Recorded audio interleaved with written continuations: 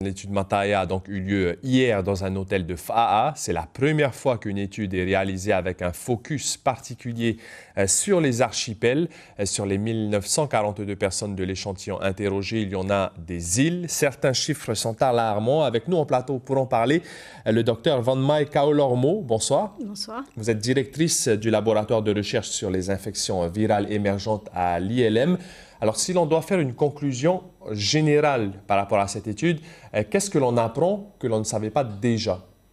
Alors, ce qu'il y avait de nouveau avec cette étude, c'était vraiment l'idée d'essayer de se représenter les archipels pour voir s'il y avait potentiellement des différences et si tout ce qu'on observe en termes d'exposition en maladies, qu'il s'agisse des maladies infectieuses ou des maladies non transmissibles sur les îles de la société, se retrouve également dans les archipels. Donc, dans cette étude, il y avait plusieurs volets. Il y avait un volet qui s'intéressait justement aux maladies infectieuses, la dengue, le Zika, le chikungunya. On s'est intéressé aussi à la prévalence des hépatites virales. On a fait également dans le questionnaire, une partie était dédiée à la ciguatera. Et puis, il y avait la partie maladies non transmissibles. Et c'est la première fois donc qu'une étude, en plus du questionnaire et des mesures prises par les infirmières en termes de mesures de poids, de tour de taille, on a ajouté un bilan sanguin complet pour tous les participants. Et ça nous a permis en fait d'avoir une vision plus claire sur la manière dont, en termes d'obésité, se déclinent les chiffres pour l'ensemble des archipels. Et c'est vrai que malheureusement, on observe que le chiffre d'une personne sur deux obèse se retrouve pour tous les archipels, avec la précision néanmoins que les seuils appliqués sont ceux de l'OMS par rapport à l'IMC. Et on a voulu distinguer et prendre en considération aussi l'idée que ces seuils d'IMC pour définir l'obésité devrait peut-être être revisité pour le Pacifique.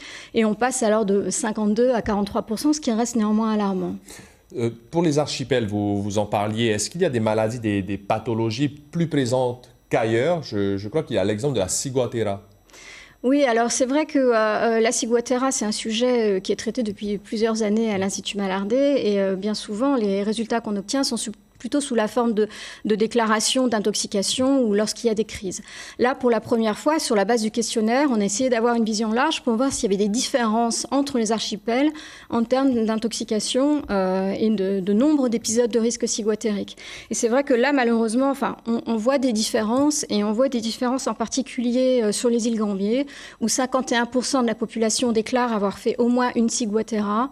Et chiffre encore plus alarmant, c'est que lorsqu'on a posé la question de savoir combien de personnes ont fait plus de 10 ciguatera dans leur vie, on s'aperçoit que 8,5% des personnes dans les Gambiers déclarent avoir fait au moins plus de 10 épisodes ciguatériques. Docteur, vous êtes intéressé, on l'a dit dans le décryptage, aux origines génétiques des Polynésiens. Qu'est-ce que l'on peut dire à ce sujet? On n'est pas prédisposé à être de forte corpulence, notamment. Alors, le volet génétique de Mataya, donc, qui a été travaillé avec l'Institut Pasteur de Paris et l'équipe du professeur Luis Quintana Murchi, avait pour objectif, dans la partie polynésienne du génome, puisqu'aujourd'hui, les techniques permettent de découper le génome et d'identifier quelle est la partie polynésienne et de la séparer de la partie européenne et asiatique, était d'essayer d'identifier s'il y avait un lien et potentiellement un gène qui pourrait expliquer une IMC élevée, qui pourrait expliquer le diabète. Et on n'a pas trouvé de gène à effet fort qui pourrait indiquer que seule la génétique pourrait être responsable d'une situation de diabète ou d'obésité.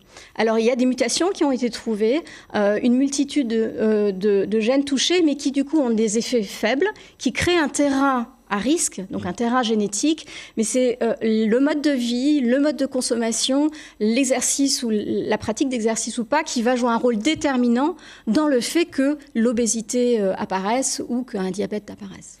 Merci beaucoup, Dr Van Mai Kaolormo, d'avoir répondu à nos questions. On retiendra notamment que cette étude va servir au pouvoir public, cette étude Mataya, pour identifier les éventuels risques sanitaires pour les prochaines épidémies. Merci beaucoup.